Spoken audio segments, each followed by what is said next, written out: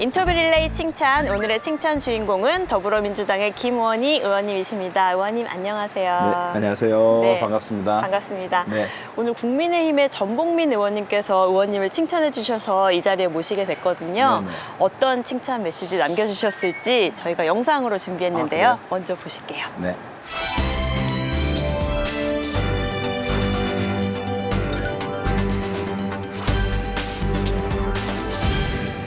안녕하십니까. 우리 김원희 의원님 반갑습니다.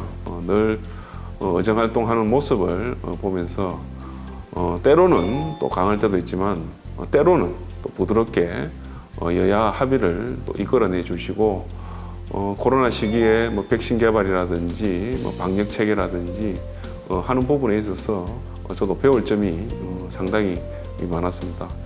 또 우리 부산 또 수영구와 또 우리 목포는 이렇게 동과 서쪽으로 해서 나누어져 있는 것 같습니다. 이번 계기로 해서 동서가 좀 더 화합을 하고 우리 정치도 여야가 화합할 수 있는 멋진 국회로 만들어 나갔으면 합니다.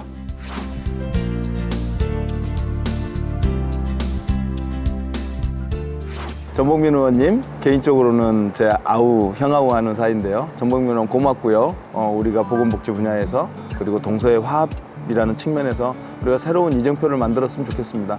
전복민 의원님, 저를 칭찬해 주셔서 정말 고맙습니다. 이제 김원희 의원님과 더 본격적으로 이야기 나눠보겠습니다. 네. 21대 국회가 유독 빠르게 지나가는 것 같다는 생각이 듭니다. 21대 총선 당시에 의원님 지역구였던 전라남도 목포시에서 사실은 현역 4선 의원이 5선에 도전을 하고 있었는데 의원님께서 당선이 되셨어요. 네. 그래서 그때 이변이 일어났다 화제가 있기도 했는데 네. 저는 사실 의원님께서 걸어오신 길을 보니 정말 정계에 오래전부터 몸담아 오셨고 차분히 준비해온 결과가 아니었나 하는 생각이 들거든요. 네. 그런 만큼 21대 국회에서 더 열정적으로 활동하셨을 것 같은데요. 지난 국회 활동 돌아보신다면 어떠신가요? 정말 한마디로 말씀드리면 정신없이 달려온 지난 3년이었어요. 왜냐하면 말씀하신 대로 저의 지난 총선의 상대가 네. 정치구단, 우리나라 최고의 정치 고목인 박지원 네. 대표님이셨잖아요. 그분이다 보니까 우리 목포 시민들의 눈높이가 너무 높은 거예요. 그러니까 정치인을 기대하는 기대치도 높고 눈높이도 높고 그리고 정치 의식도 굉장히 뛰어나요. 그러다 보니까 이제 몸으로 더 열심히 뛰어다니고 더 뭔가 성과를 내려고 열심히 노력한 지난 3년이었는데 네. 또 되돌아보면 그러다 보니 그렇게 열심히 뛰어다니다 보니까 나름대로 성과도 꽤 있었다 이렇게 자평하고 싶습니다. 네, 좀 겸손하게 말씀해 주셨는데요. 지금 21대 국회에서 쭉 보건복지위원회에서 상임위 활동을 하고 계세요. 네네. 이 상임위 활동 기간 중에 내가 이건 정말 주력했다 또는 기억에 남는 일이 있다면 어떤 게 있을까요?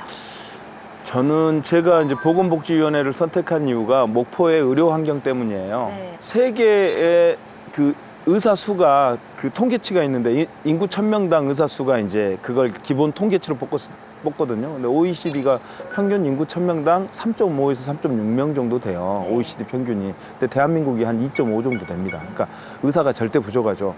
근데 우리 전남 지역은 1.7이에요. 그러니까 서울의 반 정도밖에 안 되는 거죠. 그러니까 그러다 보니까 뭐 의사 인력이 절대적으로 부족하고요. 그 다음에 서남권의 특성이 섬이 많아요. 교통이 멀다 보니까 응급의료 환자가 생겼을 경우에 대처하는 골든타임을 지키기가 매우 어려운 상황이에요. 그렇죠. 그런데 목포에는 정작 그런 응급 환자들을 처리할 만한 시설이 없어요. 상급 병원이 없어요. 그러다 보니까 광주로 옮겨가거나 서울로 옮겨가야 되는데 그 사이에 불행을 당하시는 분들이 꽤 많아요.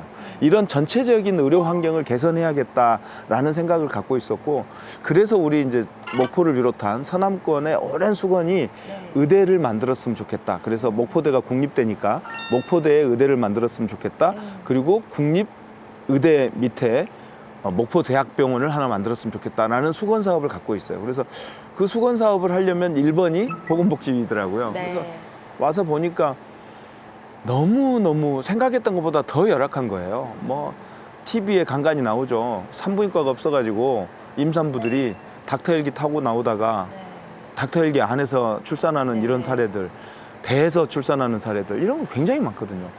그래서 제가 계속 할 수밖에 없었어요. 그래서 국정감사 지난 3년 동안 거의 매번 제 주제는 지역의 의료 불균형을 고발하고 거기에 대한 대안을 촉구하고 정부의 관심을 촉구하고 이런 것이었어요. 그러다 보니 이제 제 별명이 기승전 목포의대가 됐는데 네. 저는 그 별명이 굉장히 자랑스럽습니다. 지금 말씀해 주신 것처럼 전남권의 의대를 신설하는 것에 대해서 정말 주력으로 활동을 많이 해오셨어요. 네. 작년 5월에는 그래서 목포대 의대 신설 특별법안도 발의를 하셨잖아요. 지금 뭐 왜 이게 필요한지 많이 말씀해 주셨지만 목포대 신설 법안 구체적인 내용과 또 취지에 대해서 다시 한번 설명해 주시면 좋을 것 같습니다. 그러니까 결국은 저는 그렇게 봤어요. 이 문제를 풀어나가는 핵심 고리가 뭘까를 봤는데 결국은 의료 인력을 자체로 생산해내는 체계와 구조를 갖추는 게 되게 중요하다고 봤고요. 그래서 그 지역에서 양성된 의료 인력이 그 지역에서 의료 행위를 할 가능성이 상당히 높더라고요. 그래서 이제 이 전남권 의대가 필요하고 특히 서남권의 의사가 절대적으로 부족하니까 서남권의 의료 인력은 서남권에서 길러내자라는 생각이었고요. 그래서 서남권의 국립대학이 목포대였던 거고 네. 목포대에 국립의대를 만들고 그 산하에 국립병원을 두자라는 거였어요. 내용을 보면 첫 번째로는 의대 정원을 100명 정도 확보해서 목포에 의대를 만든다. 두 번째, 그 목포의 의대에 들어온 의대생들 중에 공공의료 분야에 종사할 아이들은 우리가 기르자. 네. 돈도 우리가 주고 걔네들의 연구비라든가 생활비라든가 학비라든가 이런 걸 전체적으로 지원해줘서 우리가 양성하자. 세 번째로는 근데 이 양성된 의사들이 지역을 떠나버리면 말짱꽝이잖아요. 네네. 그래서 이 친구들이 의사 면허를 획득한 후에 10년 동안 의무 복무하게 하자.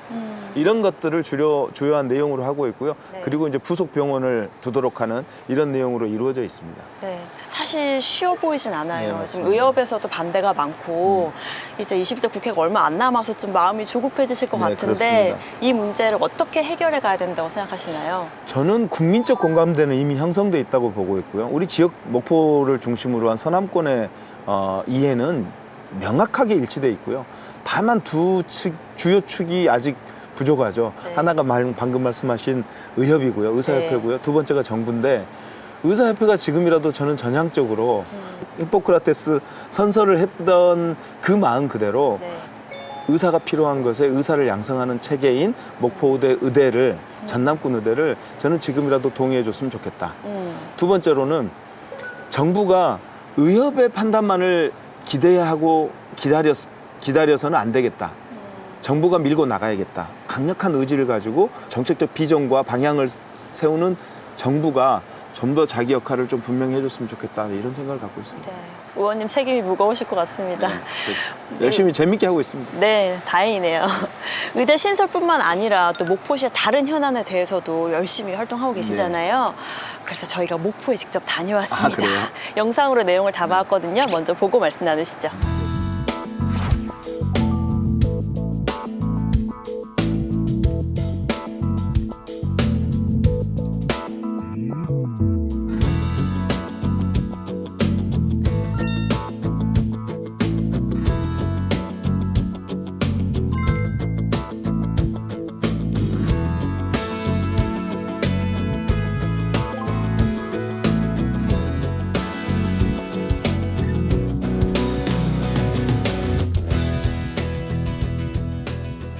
목포의 랜드마크였던 것이기도 하는데요. 1990년대까지만 하더라도요. 목포 시민들의 만남의 장소였습니다. 그래서 주말이 되면은요. 이곳 역전 시계탑에서 몇 시에 보자 이러면은 목포 모든 시민들이 이곳에서 약속 장소를 잡곤 했던 곳이거든요.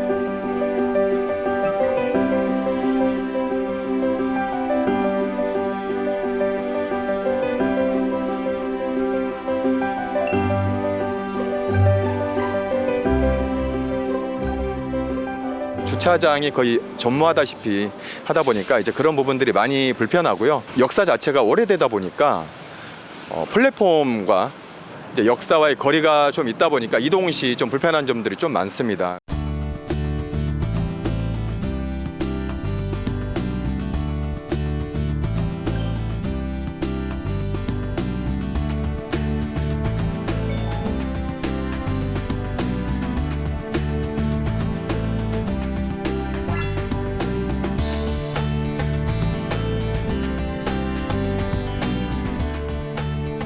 목포 시민 모두가 지금 김원 의원을 응원하고 있으니까요. 힘내시고 목포역이 정말 탈바꿈할 수 있도록, 아주 멋있게 탈바꿈할 수 있도록 계속해서 관심 부탁드리겠습니다.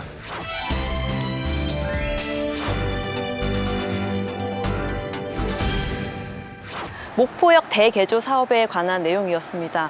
저는 목포역이 1913년? 네, 지어졌다고 해서 정말 깜짝 놀랐습니다.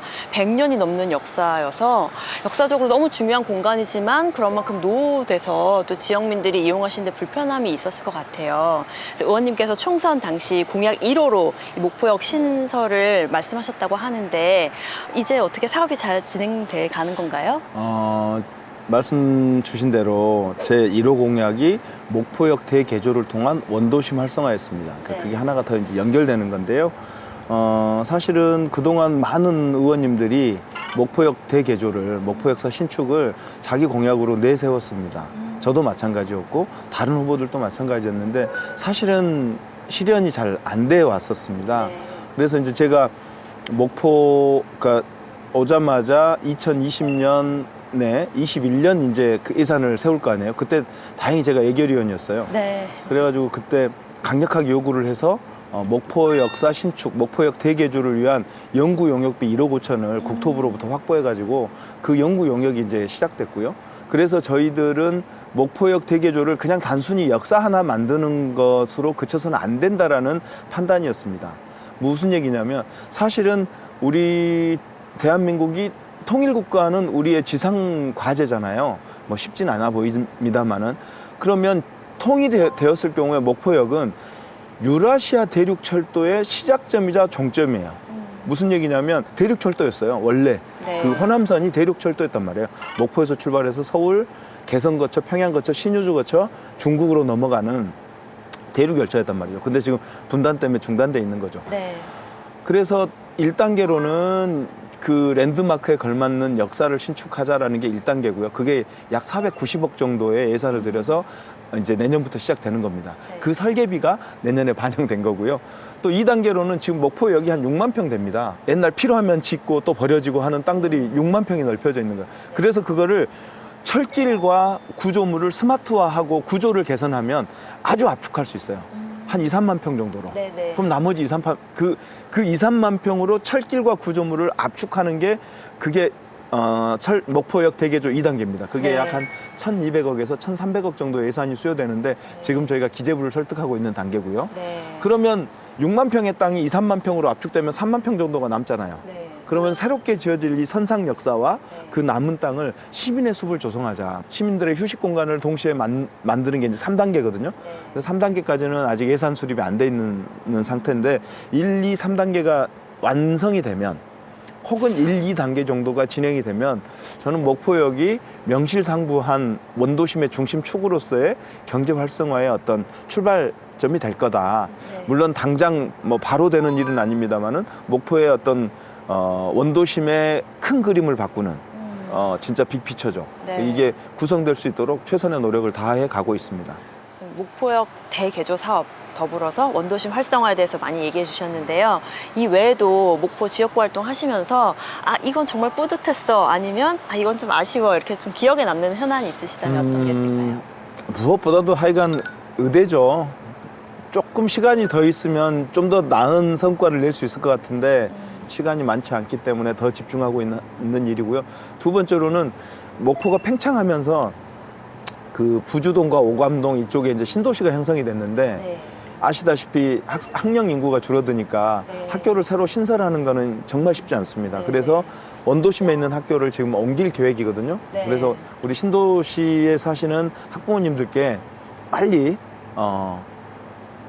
우리 고등학교를 이전해서 거기에 있는 아이들이 정말 가까운 거리에서 학교를 다닐 수 있도록 하는 남녀공학이라는 것도 미리 말씀드리고요. 네. 그래서 그거를 지금 빨리 성과를 내려고 재촉하고 있습니다. 잘하면 될 것 같습니다. 네.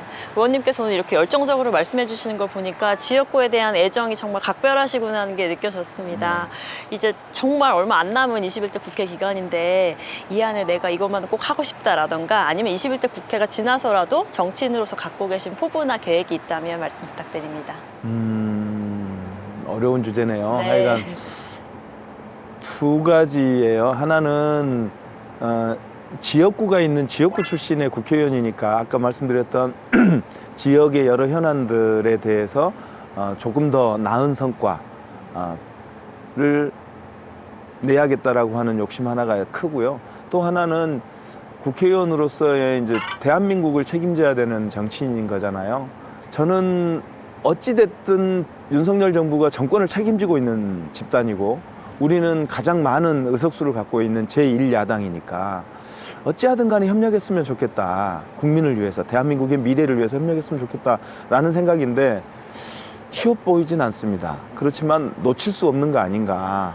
그래서 어떻게 하든 간에 이 국민의 삶, 민생을 책임지는 방향으로 궤도 전환을 해야 되는데 쉽지 않아서 참 큰일입니다. 그래서 그거를 좀 더 신경 쓰고 집중하고 싶은 마음입니다. 저희 프로그램이 당을 넘어서서 화합하자라는 네. 취지로 만들어진 프로그램이니까요. 이렇게 이런 마음을 갖고 계신 의원님들이 모여지면 협치가 잘 될 수 있지 않을까 또 기대해 봅니다. 이제 마지막으로 의원님께서 동료 의원을 칭찬해 주실 시간입니다. 칭찬해 주고 싶은 의원 어떤 분이십니까? 진보당의 강성희 의원입니다.